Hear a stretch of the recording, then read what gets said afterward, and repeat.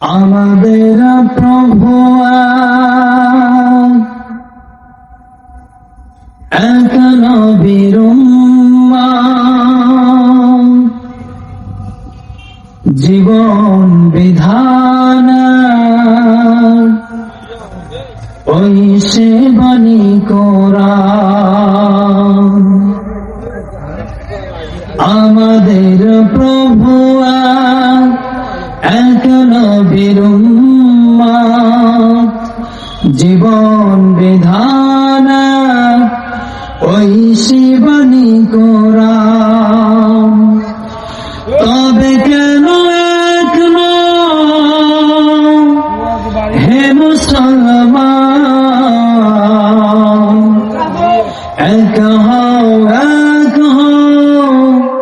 করিয়া আহ্বান।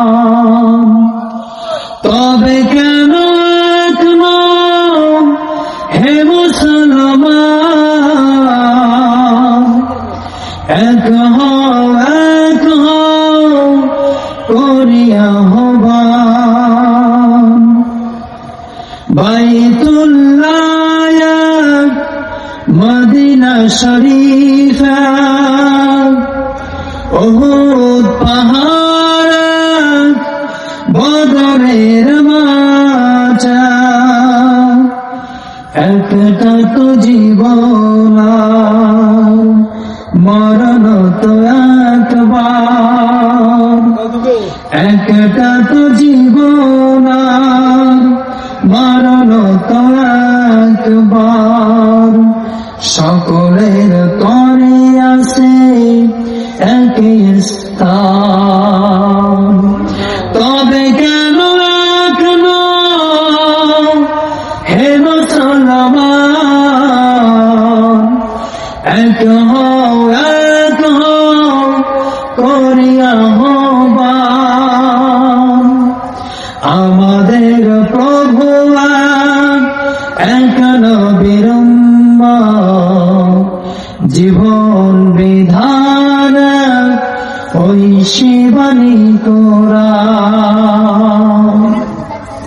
আলহামদুলিল্লাহ, ঐতিহ্যবাহী মুন্সিপাড়া যুব সমাজের উদ্যোগে বিশাল ঐতিহাসিক তাফসীরুল কুরআন মাহফিলের আগত সমস্ত শ্রোতা ভাই ও বোনদেরকে সকলের প্রতি আমার সালাম, আসসালামু আলাইকুম ওয়া রাহমাতুল্লাহ। আমরা আল্লাহ রাব্বুল আলামিনের প্রতি শুকরিয়া আদায় করি যে মহান আল্লাহ পাক রব্বুল আলামিন আমাদেরকে দয়া করে, মায়া করে, ইহসান করে, ভালোবেসে এই জান্নাতের বাগানে আসার এবং বসার তৌফিক দান করছেন। আমরা শুকরিয়া আদায় করি, আলহামদুলিল্লাহ।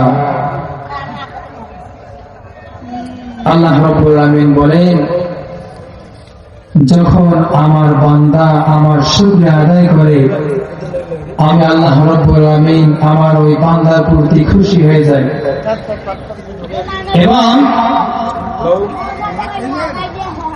খুশি হওয়ার পরে আমি আল্লাহ তাআলা আমার বান্দা যে আমার নিয়ামতের শুকরিয়া আদায় করলো, আমি আল্লাহ তাআলা তার জন্য তাকে আরো নিয়ামত বাড়িয়ে দিয়ে করেন। সুবহানাল্লাহ।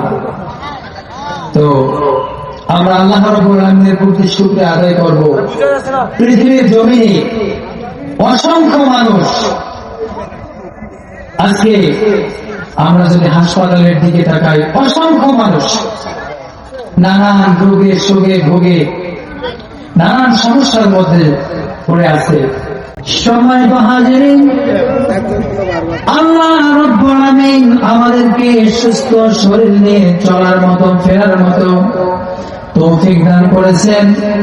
আজকে অনেক মানুষ মেডিকেলের বেডের মধ্যে কাতরাচ্ছে অসুস্থ অবস্থায়, কিন্তু আপনাকে আমাকে আল্লাহ রাব্বুল আলামিন সুস্থ রেখেছেন। দয়া করে, মায়া করে আল্লাহ তাআলা আমাদের শরীরকে সুস্থ রেখে কোরআনের বাগানে আসার তৌফিক দান করছেন। আমরা এই জন্য জোরে সোরে আল্লাহ রাব্বুল আলামিনের প্রতি শুকর আদায় করি। সকলে বলে আলহামদুলিল্লাহ।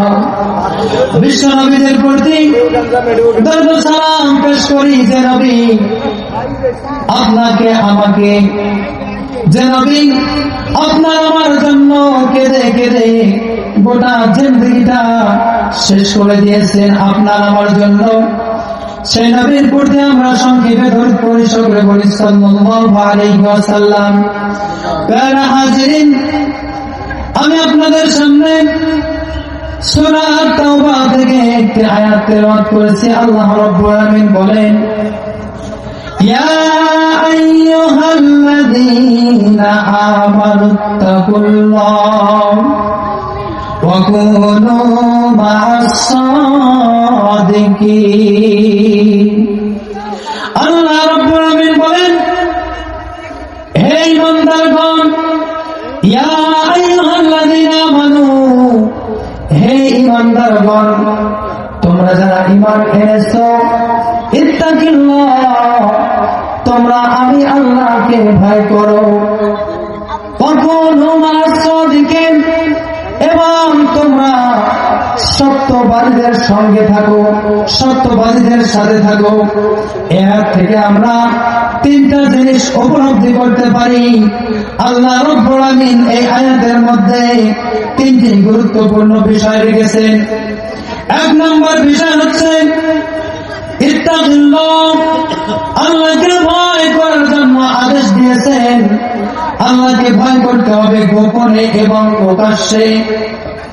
আল্লাহ রাব্বুল আলামিন বলেন, ও আমার বান্দারা, তোমরা আমি আল্লাহকে ভয় করো, ভয় করার মতো ভয় করো, গোপনে এবং প্রকাশ্যে সব সময় আমি আল্লাহকে ভয় করো, এবং আমি আল্লাহ যা আদেশ করেছি এই আদেশ মতো তোমার জীবনকে পরিচালনা করো, এবং যা নিষেধ করেছি, যা নিষেধ করেছি তা তোমার জন্য হারাম হয়ে গিয়েছে, নিষেধ থেকে তোমরা বিরত থাকো এবং হারাম থেকে দূরে থাকো। এবং আল্লাহ তাআলা বলেন, ওয়া কুনু মা'আস-সাদিকিন, তোমরা সত্যবাদীদেরকে বন্ধু রূপে গ্রহণ করো। হাজিরিন, আল্লাহকে ভয় করার মতো ভয় করতে হবে। আমরা ঈমানদার বলে দাবি করি, আমরা বলি আমরা ঈমানদার। আল্লাহ বলেন, তোমরা যদি ঈমানদার বলে দাবি করো, আমি আল্লাহকে ভয় করার মতো ভয় করো। আমরা নামাজ পড়ি, আমরা নামাজ পড়ে ঈমানদার দাবি করি, আমরা রোজা করার পরে ঈমানদার বলে দাবি করি, কিন্তু আল্লাহ তাআলা বলছেন, ও আমার বান্দা, তুমি তখনই পরিপূর্ণ ঈমানদার হবে যখন আমাকে পরিপূর্ণভাবে গোপনে এবং প্রকাশ্যে ভয় করবে। ভয় করার পরে তোমরা যারা সত্যবাদী, যারা পৃথিবীর জমিনে সত্য কথা বলে, যারা পৃথিবীর জমিনে আল্লাহর আইনকে বাস্তবায়ন করতে চায়, যারা কোরআনের আইনকে বাস্তবায়ন করতে চায়, যারা কোরআনের জন্য পৃথিবীতে কাজ করে, তোমরা তাদেরকে বন্ধুরূপে গ্রহণ করো এবং তাদের সাথে থেকে তোমরা দিনের কাজকে পরিচালনা করো।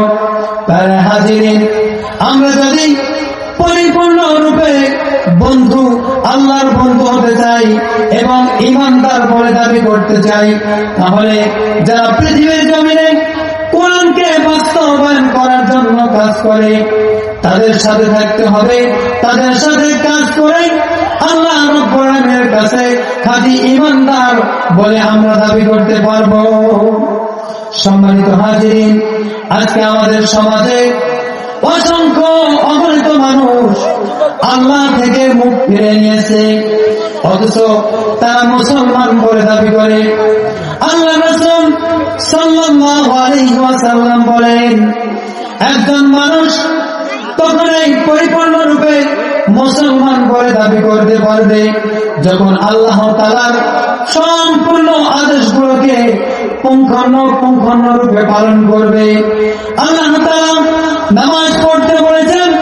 সমাজের মধ্যে অনেক মানুষ দেখা যায় নামাজের দাওয়াত দিয়ে তারা বলে যে আমি নামাজ পড়ি না, কিন্তু আমার ঈমান ঠিক আছে, নামাজ না পড়লেও আমি নামাজীদের থেকে ভালো আছি। হাজিরিন, নামাজ না পড়লে আল্লাহ রাসূল সাল্লাল্লাহু আলাইহি ওয়াসাল্লাম বলেন, যারা ইচ্ছাকৃতভাবে নামাজকে ছেড়ে দেয় সে কুকুর কুফরি করে, মানে সে আল্লাহর সাথে শিরক করে। তাহলে আমরা যদি নামাজ না পড়ি, আমরা যদি ইমানদার বলে দাবি করি, মুসলমান বলে দাবি করি, কখনো আমরা পরিপূর্ণরূপে ইমানদার হতে পারবো না। আল্লাহ রাসূল বলেন, পৃথিবীর জমিনে একদম ফেরেশতা অবতরণ করে গোটা পৃথিবীটা ঘোরাফেরা করে। ঘোরাফেরা করার পরে তারা দেখে যে পৃথিবীর মধ্যে আল্লাহর বান্দাগুলা কোন কাজে নিয়োজিত আছে। তারা গোটা পৃথিবীটা চলাফেরা করে, আর নামাজি বান্দাদেরকে যখন দেখে নামাজ পড়তেছে, যারা দেখে কোরআনের কথা বলতেছে, কোরআন তেলাওয়াত করতেছে, কোন কোন বান্দা আল্লাহর জিকিরের মধ্যে শামিল হয়ে আছে, কোন কোন বান্দা রাতে রাতে তাহাজ্জুদের সালাতে দাঁড়িয়ে গেছে, মসজিদের মধ্যে কান্নাকাটি করতেছে। এই ফেরেশতাগুলো পৃথিবীর মধ্যে যেই বান্দাগুলো আল্লাহর ইবাদত বন্দেগীতে মশগুল হয়ে আছে, এই বান্দাগুলোর একটা তালিকা করার পরে এই ফেরেশতাগুলো চলে যায় আল্লাহর দরবারে। আল্লাহকে বলে, আল্লাহ, তোমার ওই সমস্ত বান্দাকে আমরা দেখে আসলাম নামাজরত অবস্থায়, আর কিছু সংখ্যক বান্দাকে দেখলাম কোরআনের মাহফিলে বসে কোরআনের কথা শুনতেছে। কোন বান্দা তোমার জিকিরের মধ্যে শামিল হয়ে আছে, আর যারা পৃথিবীর মধ্যে নাফরমানি করে, গুনাহের কাজ করে, তাদের একটা লিস্ট ফেরেশতারা করে, করার পরে আল্লাহর দরবারে গিয়ে পেশ করে। আল্লাহকে বলে, বান্দা, ও আল্লাহ, তোমার ওই সমস্ত বান্দা আজকে যেমন আমরা এখানে কোরআনের মাহফিলে আসছি, এখানে মুন্সিপাড়ার যুবকেরা কোরআনের মাহফিল দিয়েছে, আমরা কোরআনের মাহফিল শুনতেছি, আমাদের একটা লিস্ট করা হবে, ফেরেশতাদের লিস্টটা ফেরেশতারা নিয়ে যাবে আল্লাহর দরবারে।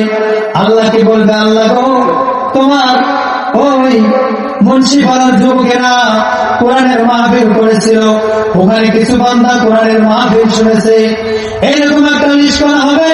আল্লাহ বলে, বান্দারে, ও আমার ফেরেশতা, আমার ওই বান্দা যে আমার হুকুম মানলো, দিনের বেলা 5 ওয়াক্ত নামাজ পড়লো, কোরআনের কথা শুনলো, জিকির আজকার করলো, আচ্ছা ফেরেশতা, ওই বান্দাকে আমি আল্লাহকে দেখেছি। ফেরেশতারা বলে, আল্লাহ, তোমার বান্দা তো তোমাকে দেখে নাই। আল্লাহ বলে, সে কি আমার জান্নাত দেখেছে? ফেরেশতারা বলে, তোমার বান্দা তো জান্নাত দেখে নাই। আল্লাহ বলে, ওকে আমার জাহান্নাম দেখেছে। ফেরেশতা বলে, না আল্লাহ, তোমার বান্দারা তোমাকে দেখে নাই, জান্নাত দেখে নাই, জাহান্নাম দেখে নাই, কিন্তু তোমার কোরআনুল কারিমে তোমার কথা শুনেছে, এজন্য তোমার হুকুম মানে তোমাকে সিজদা করে, তোমার নামাজ আদায় করে, তোমার জিকির করে, তোমার তাসবিহ পাঠ করে। আল্লাহ বলে, বান্দারে, আমার বান্দা যখন আমাকে দেখে নাই, না দেখার পরে আমার জিকির আজকার করে, ও আমার বান্দা পৃথিবীর মধ্যে দেখো, ওই আমার বান্দা আমার কাছে কি চাই, তার কি এমন অভাব আছে, তার মনে কি এমন দুঃখ আছে, তার কি চাওনা কি পাওনা, যাও আমি আল্লাহ তার সমস্ত চাওয়া পাওয়াকে আমি আল্লাহ পূরণ করে দিলাম।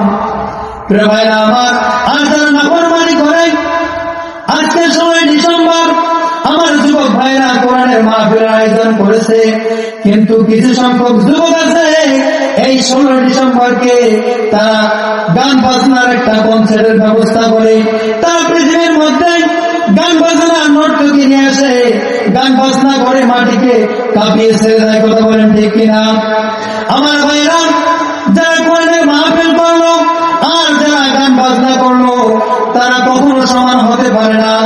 এজন্য প্যারা হাজিরিন, আল্লাহ তাআলা আমাদেরকে যতদিন আমাদের হায়াত দিয়েছে, আমাদের জীবন যতদিন বাঁচবে, আমরা ততদিন আমাদের আল্লাহ রাব্বুল আলামিনের হুকুম আহকাম অনুযায়ী আমাদের জীবনকে পরিচালনা করার চেষ্টা করব। আর আমরা যদি আমাদের জীবনকে কোরআন দিয়ে, ইসলাম দিয়ে, আল্লাহ রাসূলের আদর্শ দিয়ে যদি আমাদের জীবন পরিচালনা করতে পারি, তাহলে ইহকাল এবং পরকালে আমাদেরকে আল্লাহ রাব্বুল আলামিন সুখ দান করবে।